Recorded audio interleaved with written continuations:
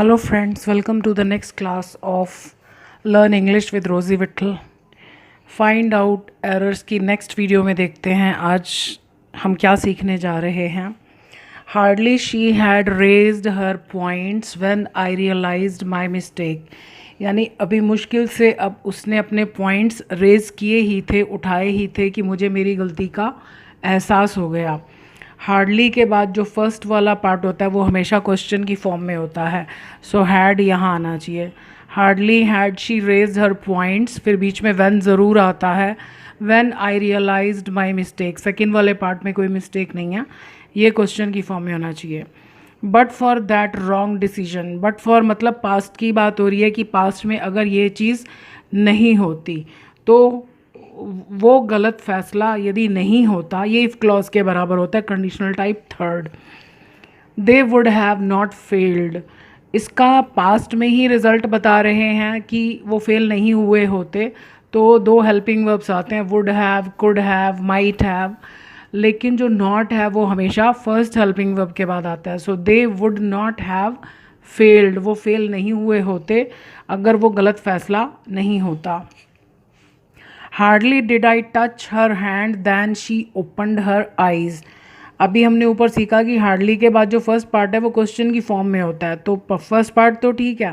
Hardly did I touch her hand मतलब अभी मुश्किल से मैंने उसके हाथ को टच किया ही था कि उसने अपनी आंखें खोल दी. हार्डली के बाद जो बीच में कनेक्टर है वो हमेशा व्हेन होता है, दैन नहीं होता. सो इसमें मिस्टेक क्या है कि यहाँ व्हेन आना चाहिए.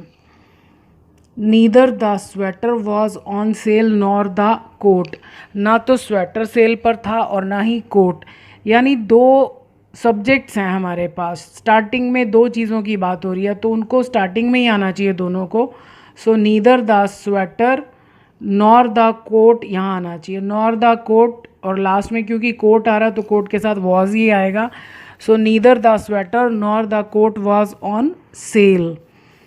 Howsoever you are modern, you cannot wear this dress. तुम इस ड्रेस को नहीं पहन सकते हो भले ही तुम कितने भी मॉडर्न क्यों ना हो. सो howsoever चाहे कितना भी, उसके फ़ौरन बाद आपको गुण या दोष बताना है, एडजेक्टिव लगाना है. सो howsoever क्या, मॉडर्न, मॉडर्न यहाँ आएगा.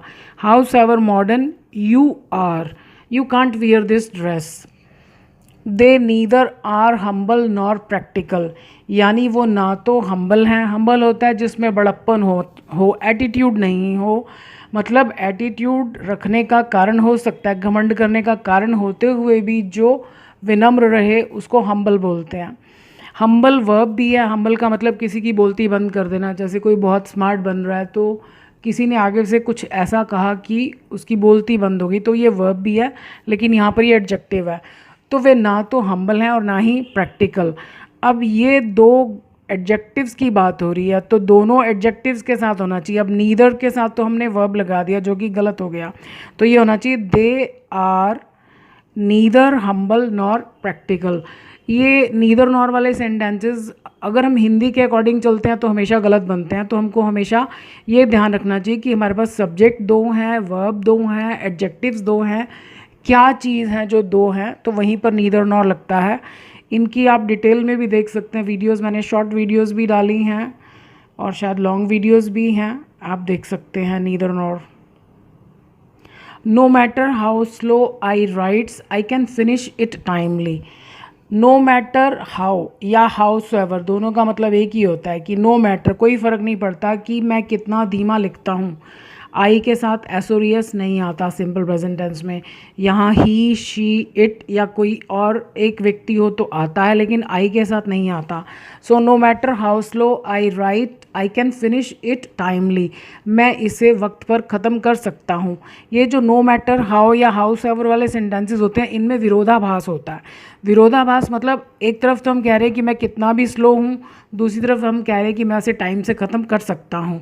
एक तरफ हम कह रहे हैं चाहे तुम कितने भी मॉडर्न हो तुम ये ड्रेस नहीं पहन सकते हो, तो इनमें हमेशा विरोधाभास होता है. She had better studied earnestly. Had better का मतलब होता है बेहतर यही होगा और ये पास्ट की बात नहीं करता. तो शी हैड बेटर, इसमें सब्जेक्ट इट नहीं होता। जिस व्यक्ति के लिए हम कह रहे हैं ना कि उसके लिए बेहतर होगा, तो उस व्यक्ति को ही सब्जेक्ट बनाया जाता है।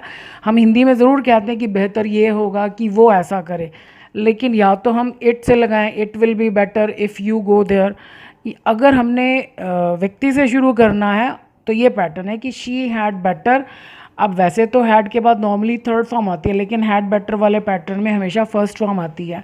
तो she had better study earnestly.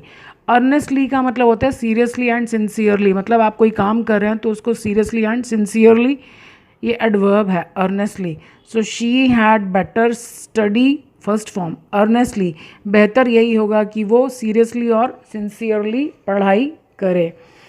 Next, no matter howsoever heavy the weight is the machine will not break. अभी मैंने ऊपर आपको बताया कि अगर हाउस एवर आएगा तो केवल हाउस एवर आएगा, और अगर हम नो मैटर लगा रहे हैं तो फिर नो मैटर के बाद केवल हाउ आता है। इसमें नो मैटर के बाद हमने हाउस एवर लगा दिया, तो यानी हमको नो मैटर के बाद ओनली हाउ लगाना है, या फिर नो मैटर को हटाकर केवल howsoever. So no matter how heavy, अब आप देखो नो मैटर के फ़ौरन बाद एडजेक्टिव आता है, यानी किसी चीज़ की अच्छाई या बुराई, और उसके फ़ौरन बाद वो व्यक्ति या वो वस्तु आता है जिसके लिए हमने ये एडजेक्टिव यूज़ किया। So no matter how heavy the weight is the machine will not break. अब देखो फिर विरोधाभास है कि वज़न कितना भी भारी क्यों ना हो, मशीन नहीं टूटेगी। You had not better interfere in the matter, मतलब बेहतर यही होगा कि तुम मामले में दखल अंदाजी मत करो, तुम मामले में इंटरफेयर मत करो, हस्तक्षेप मत करो।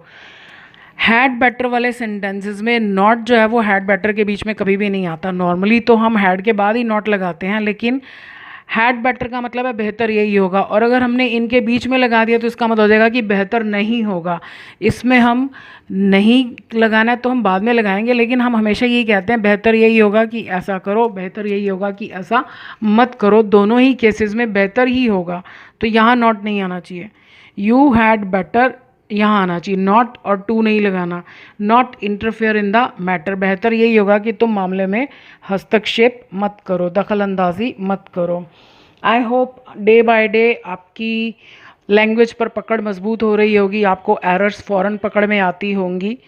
ये फाइंड आउट एरर्स की प्रैक्टिस करने से हमें बहुत जगह पर हेल्प मिल सकती है। जैसे हम जॉब के लिए एग्ज़ाम्स देते हैं, एसएससी, यूपीएससी, या इवन स्कूल के एग्ज़ाम्स में भी आता है फाइंड आउट एरर।